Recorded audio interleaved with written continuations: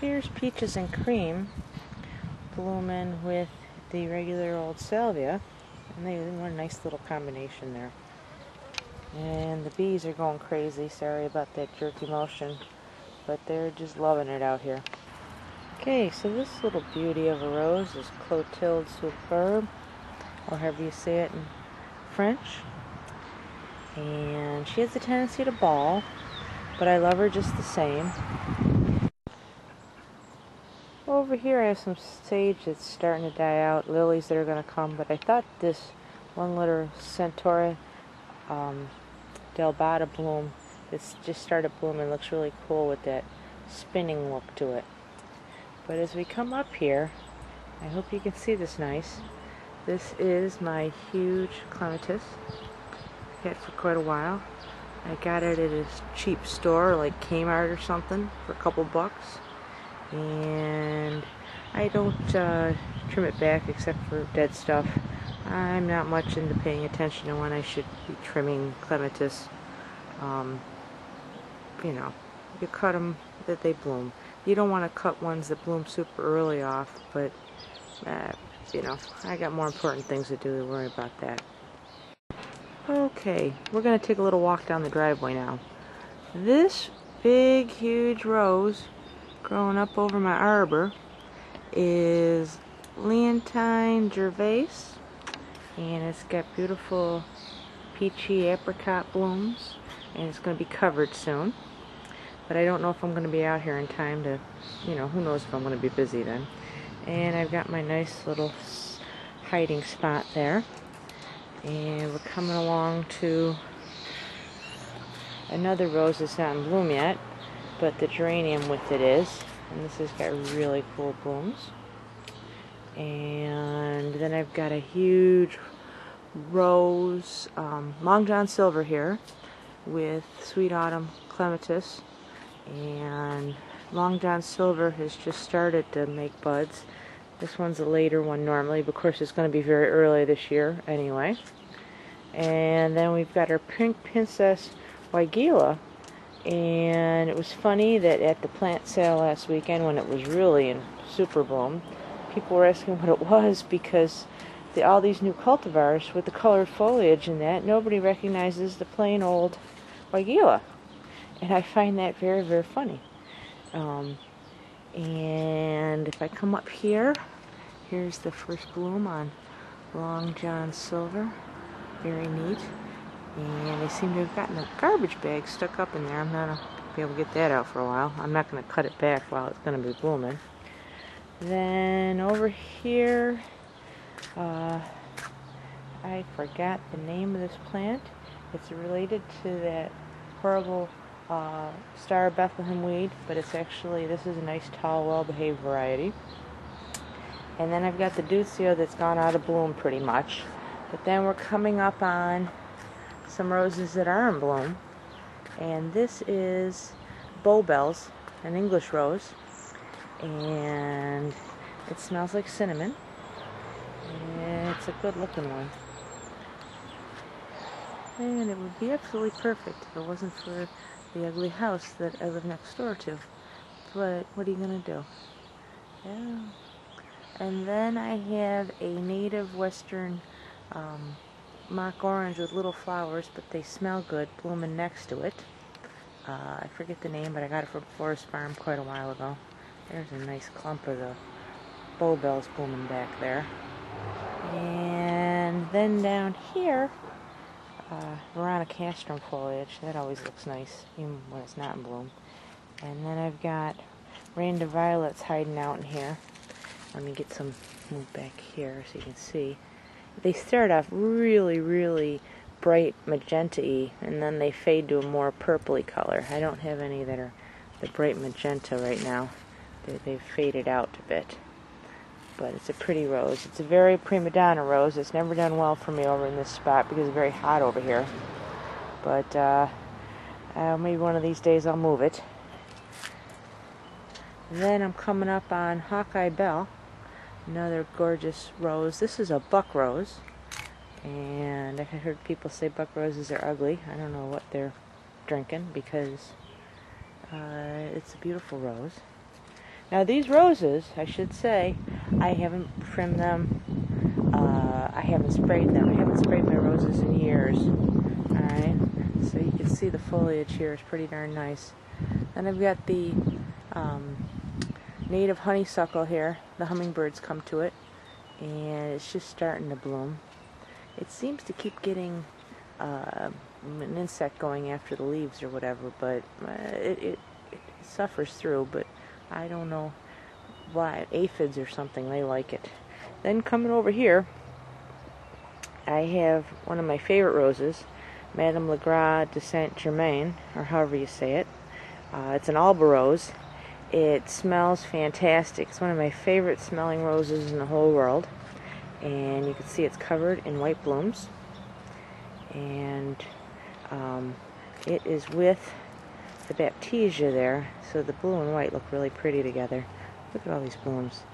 And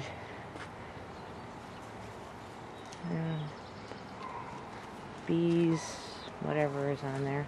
And then I've got this honeysuckle that smells great, which I believe is invasive that my friend on Garden Web sent me. But it does smell really good, and I whack it back all the time. And it's next to this fence, so hopefully I'm not causing any problems here. Then down here is the beginnings of Belle Isis, which is a cute little rose. Hope you can see that okay. It's a light pink, and it's got just this hint of yellow to it, and it's very pretty. Here's one that's starting to open up there. And that's a nice rose. I'm going to look back at this here and pull out a little bit so you can see that better. So it is quite gorgeous. And I'm backing up quite a bit trying to get it all in there. Like I said, I'm not sure how long ago I planted that rose, but it's a beauty. Okay, so now we're going to take a look down this border. Back there, hiding is Marchesa Bacella. Yeah, it's really big. It's supposed to be only like 3 feet tall, and if you trimmed it, it probably would be, but it's big. And this is variegated willow. And then I planted this border with little start roses a couple years ago. So they've grown at different rates because that's how roses are. And then I've got this one back here. It isn't really tall yet, but it makes these big, huge, beautiful, huge pink blooms. And I got a little bit of a valerian here blooming. And then vintage wine is starting to bloom. You can see those blooms there. And then I have lupin, pink lupin right there. That's nice. This rose here that's quite large is Saint Cecilia. And you can see there's a little bit of sucking insect damage. You know, this one looks like it could use a little fertilizer, but that's okay. Like I said before, I don't spray my roses. If you get the right roses, you don't need to spray. Then I've got a rose here starting to bloom, but I don't remember which one it is. And the delphiniums there are going to bloom nice. And my next door neighbor's car. And another columbine. And a spent peony. And this poor bent delphinium that it's going to look nice though. And back there is a rose. Autumn sunset. It's a buck rose. And then if I turn this way, you're going to see a gigantic rose bush, Fantan Latour. It's just covered in roses, and it blooms for a long time for a once blooming rose. And then in there, I have Betty Corning clematis blooming, and that's quite a beauty. And my grapevine has grown through the rose. Now I whacked this rose back strong last fall, but it has grown by leaps and bounds. It always does. And it smells great, as you can imagine. Okay, now we're going to walk into the vegetable garden. Right here is Marie Pavier rose. It's a nice rose. It's got a spicy scent to it. And light pale pink blooms. It may come out whitish in this video, but very, very pretty. Smells great, of course. And then we've got Bowl of Beauty Peony, and there's some spent blooms there. We can see a nice, good bloom. And down here, next to Charlie, is a Belle de Crecy bloom. And they start off pinkish and they turn purple. I hope you can see that variation in color here. I'll get another one there. Oh, that's beautiful, isn't it?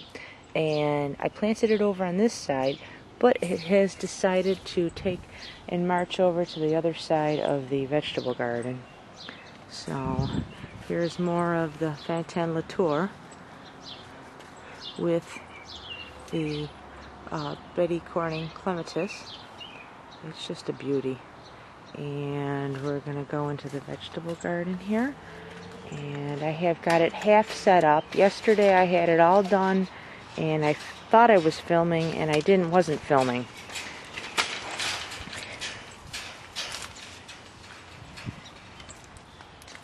I have got the soil underneath this ready with compost and manure and fertilizer. So it's all ready to go.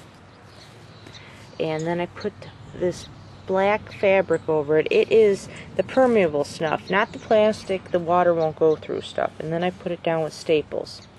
And then on the side here, I have the Belle de Crecy rose. It's just, it decided it liked this side better, probably because I'm fertilizing over here. And then I have my grape arbor up here. And that goes over towards the blackberries. And the blackberry plants are great. I have a thornless variety, so you don't have to worry about getting stuck. And there's a couple little blooms there. And it gets tons of blackberries. Blackberry jam is easy to make because no pectin is involved. It's one of the best things I ever did was plant this blackberry.